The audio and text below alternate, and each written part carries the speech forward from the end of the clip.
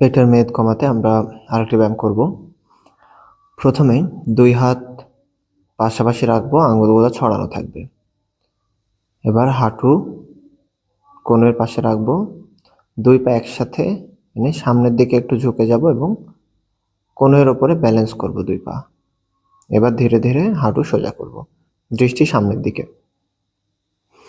এভাবে কিছুক্ষণ সময় থেকে ধীরে ধীরে আবার আগের অবস্থায় চলে আসবো।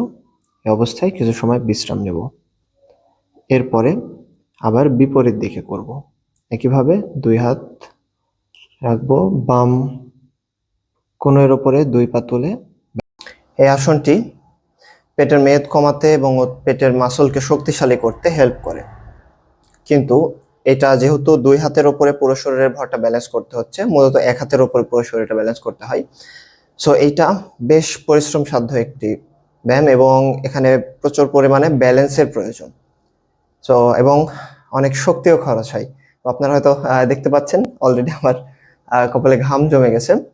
সো এই ব্যায়ামটা যখন আমরা করব তার আগে আমাদের কিছু প্রস্তুতির প্রয়োজন আছে। আমরা আগের যে কয়েকটা ব্যায়াম দেখিয়েছি বা ব্যায়াম শিখেছি সেগুলো সব যদি আমরা করতে পারি, প্র্যাকটিস করি ভালোভাবে, তাহলে আমরা এটা করতে পারবো।